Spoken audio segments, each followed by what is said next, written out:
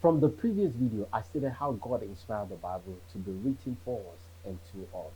66 books broken down into two. We have 39 of the Old Testament and 27 of the New Testament. 40 authors wrote over a span period of 1500 years. And traditionally, the Bible is broken into Old Testament, Genesis to Malachi, and New Testament, Matthew to Revelation. Now, in context, it's not so. It's just not possible. The writing style, the messages, and they are just categorized differently. So in Old Testament, for example, the Bible is being grouped into four.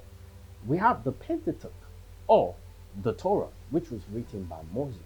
Genesis, Exodus, Leviticus, Numbers, Deuteronomy. And Moses is a character that is so respected and revered among the Jewish community because why? He wrote from the beginning how God created everything up until the time that he spoke with God and got the covenant from him. I mean, they really respect it and talk about the historical books, talk about Joshua, Judges. All of these are unknown writers. We just don't know exactly who wrote them.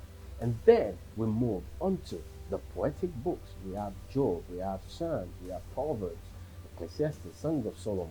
And after that, we have the prophetic book, which is we have the major and minor prophets.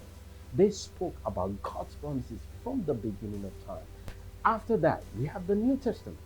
The New Testament is grouped into four categories as well. We have the first four, which is called the Gospels. These are eyewitnesses accounts. They talk about how Jesus walked the planet Earth, healed the sick, raised the dead, fed the poor. I mean, he proclaimed boldly that he is the Son of God.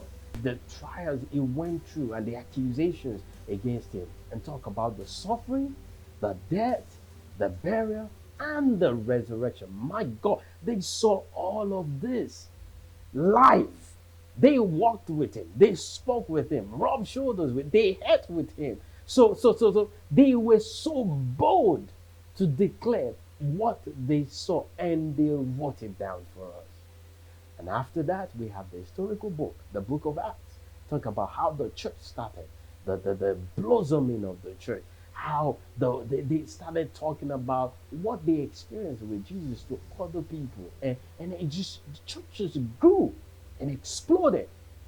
After the historical book, we have the letters, the epistles that was written to the churches to admonish them, to encourage them, to remind them about the messages of Jesus, the suffering, the death, the burial, and the resurrection.